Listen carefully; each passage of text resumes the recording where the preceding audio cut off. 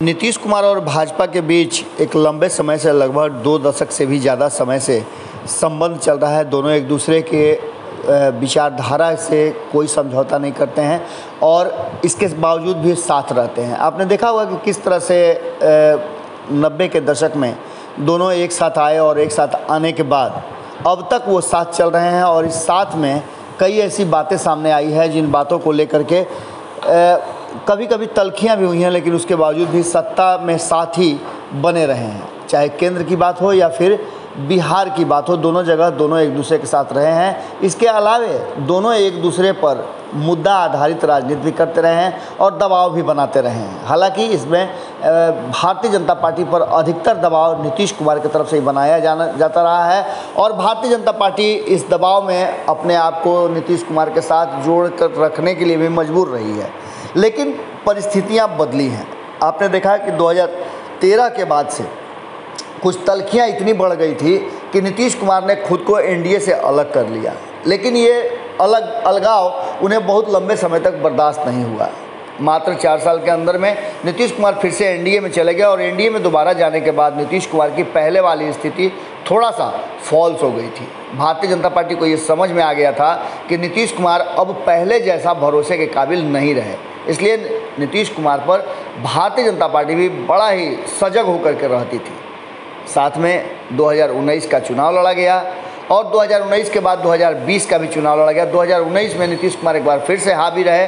हालांकि 2020 के चुनाव से पहले भी नीतीश कुमार हावी थे, लेकिन भारतीय जनता पार्टी अपना जो गेम प्लान था उसे सेट कर रही थी।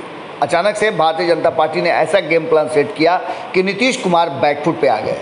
नीतीश कुमार चुनाव में तो बड़े भाई के रोल में रह करके पूरा चुनाव प्रचार किया और अपनी रणनीति भी बनाई, लेकिन चुनाव परिणाम ने नीतीश कुमार को उस मोर के पैर की तरह एक बैग विचलित कर दिया। विचलित हम इसलिए कह रहे हैं कि नीतीश कुमार जो लगातार बिहार की राजनीति में डोमिनेट कर रहे थे, अचानक वो बैकफुट पर रहे और उनकी सीटें बहुत कम हो गई। कहा यह जा रहा है कि इसमें भारतीय जनता पार्टी की बड़ा ही सोची समझी रणनीति थी और हालांकि पहल तो नीतीश कुमार ने किया था, उसे कैश कर लिया भारतीय जनता पार्टी ने।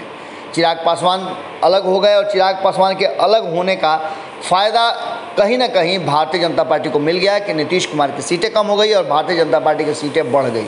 इसके अलावा भी अक्सर नीतीश कुमार लालू प्रसाद का नाम लेकर के भारतीय जनता पार्टी को डराते रहे हैं, क्योंकि आपने देखा कि 2013 में जब भारतीय जनता पार्टी से वो अलग हुए थे तो उन्होंने लालू प्रसाद का साथ लेकर के सत्ता चलाया था और इतना ही नहीं, लालू प्रसाद के साथ मिलकर के भारतीय जनता पार्टी को बड़ी पटकनी दी थी 2015 में। अब इन सारी बातों से अलर्ट भारतीय जनता पार्टी ने नीतीश कुमार से उनका सबसे बड़ा मुद्दा ही छीन लिया है। हमने आपको खबरों के माध्यम से बताया था कि भारतीय जनता पार्टी लगातार नीतीश कुमार को किनारे करके खुद भारतीय जनता पार्टी चाहती है कि वो तेजस्वी यादव और लालू प्रसाद की आरजेडी और महागठबंधन से सीधी लड़ाई लड़े।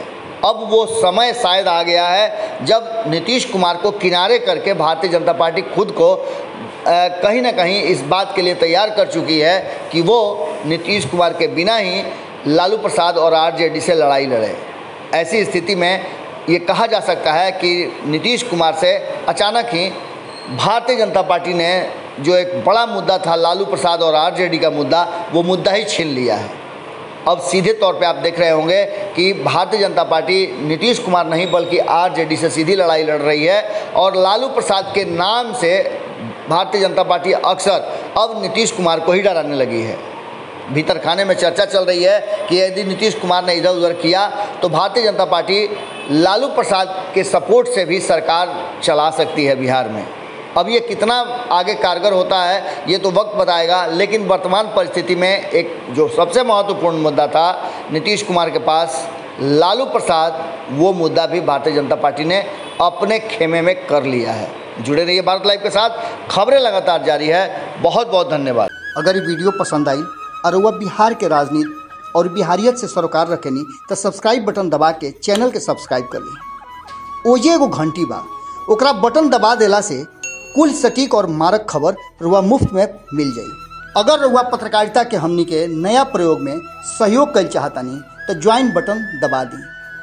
पेटीएम नंबर नोट कर ली 9386 816-700। धन्यवाद।